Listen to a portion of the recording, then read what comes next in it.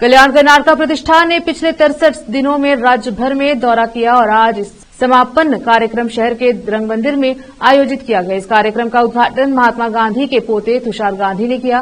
कार्यक्रम में इस वर्ष पद्मश्री पुरस्कारित व्यक्तियों को सम्मानित किया गया। प्रतिष्ठान ने अध्यक्ष बसवराज पाटिल और हावशेट्टी पाटिल ने सभी अतिथियों का स्वागत किया। कार्यक्रम में शाहीन शिक्षण संस्थान के अध्यक्ष अब्दुल खदीर सहित अन्य उपस्थित रहे। कैमरामैन पपुराज का कवरेज।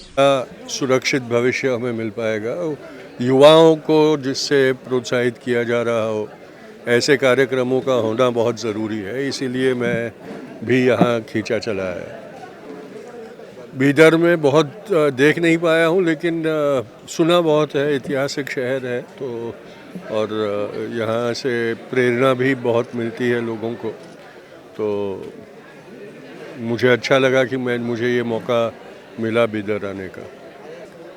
राष्ट्र निर्माण में उन्होंने अपनी जिम्मेदारी निभानी पड़ेगी। युवाओं को आज अपनी जिम्मेदारी अपने हाथों में लेने की आवश्यकता है, क्योंकि बहुत काम करना है। एक पीढ़ी थी जिसने अपनी पूरी ज़िंदगी की आहुति दे दी स्वतंत्रता के लिए। आज हमें ज़रूरी है कि इस राष्ट्र को सुरक्षित करने के लिए और रखने के लिए युवा भी अपनी जिम्मेदारी निभाए। ಕಾಲ ಕರ್ನಾಟಕ ಮತ್ತು ಗಡಿ ಭಾಗಗಳಲ್ಲಿ ಆಗಿರತಕ್ಕಂಥದ್ದು ಬಹಳ ವಿಶೇಷ. ಸುಮಾರು 47,000 ಮಕ್ಕಳೊಂದಿಗೆ ಈ ಸಂದರ್ಭದಲ್ಲಿ ಸಂವಾದ ಮಾಡಲಾಗಿದೆ. 1,000ಕ್ಕಿಂತ ಹೆಚ್ಚು ಶಿಕ್ಷಕರೊಂದಿಗೆ ಸಮಾಲೋಚನೆ ಮಾಡಲಾಗಿದೆ. ಬಹುಶಃ ಇದು ಬೀದರ್ ಜಿಲ್ಲೆ ಇತಿಹಾಸದಲ್ಲಿ ಒಂದು ಐತಿಹಾಸಿಕವಾಗಿರತಕ್ಕಂಥ ಕಾರ್ಯಕ್ರಮ. ಇದರಿಂದ ಮಕ್ಕಳಿಗೆ ತುಂಬ ಪ್ರಯೋಜನ ಆಗಿದೆ. ಜೊತೆಗೆ ನಮಗೂ ಸಹಿತ ಬಹಳ ಸಂತೋಷವನ್ನು ತಂದುಕೊಟ್ಟಿದೆ ಅಂತ ಹೇಳಲಿಕ್ಕೆ ಬಹಳ ಖುಷಿ ಆಗ್ತದೆ. ಬಹುಶಃ ಈ ಅಕ್ಷರ ಜ್ಯೋತಿ ಯಾತ್ರೆ ಸಮಾರೋಪ ಸಮಾರಂಭದಲ್ಲಿ ನಮ್ಮ ರಾಷ್ಟ್ರಪಿತ ಮಹಾತ್ಮ ಗಾಂಧೀಜಿಯವರ ಕುಡಿಯಾಗಿರ್ತಕ್ಕಂಥ ಸನ್ಮಾನ್ಯ ಶ್ರೀ ತುಷಾರ್ ಗಾಂಧಿಯವರು, ಅದರ ಜೊತೆಗೆ 7 ಜನ ಪದ್ಮಶ್ರೀ ಪುರಸ್ಕೃತರು ಒಂದೇ ವೇದಿಕೆ ಮೇಲೆ ಬಹುಶಃ ಇರತಕ್ಕಂಥದ್ದು ನಮ್ಮ ಬೀದರ ಜಿಲ್ಲೆಗೆ ಒಂದು ದೊಡ್ಡ ಕೀರ್ತಿ, ನಮಗೆಲ್ಲರಿಗೂ ಒಂದು ದೊಡ್ಡ ಹೆಮ್ಮೆ ಅಂತ ಅಂದ್ಕೊಂಡಿದ್ದೇನೆ. ಇದು ನಮ್ಮ ಮಕ್ಕಳಿಗೆ ಒಂದು ದೊಡ್ಡ ಪ್ರೇರಣೆ ಅಂತ ನನ್ನ ಬೀದರ್ ಮಹಾಜನತೆಗಳಿಗೆ ಇವತ್ತೊಂದು ಈ ಬೀದರ್ನಲ್ಲಿ ಅಕ್ಷರ ಜ್ಯೋತಿ ಯಾತ್ರೆ ಒಂದು ಸಮಾರಂಭ ಗೊತ್ತಾವು ಈ ನಮ್ಮ ರಂಗಮಂದಿರದಲ್ಲಿ ಚನ್ನಬಸವ ಪಟ್ಟದ ರಂಗಮಂದಿರದಲ್ಲಿ ಹಮ್ಮಿಕೊಂಡಿದ್ದೀವಿ.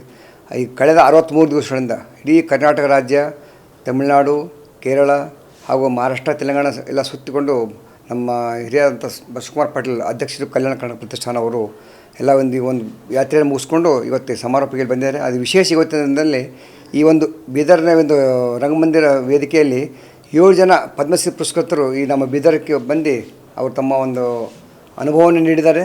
ಅದರಿಂದ ಬಹಳಷ್ಟು ಮಕ್ಕಳಿಗೆ ಅದು ಪ್ರೇರಣೆ ಇದೆ ಮುಂದಿನ ಬರುವ ದಿನಗಳಲ್ಲಿ. ಹಾಗೆ ಗಾಂಧಿ ಪರಿವಾರದಂಥ ಅವರ ಮರಿಮೊಮ್ಮ ಅಂತ ತುಷಾರ್ ಗಾಂಧಿಯವರು ಕೂಡ ಬಂದಿದ್ದಾರೆ.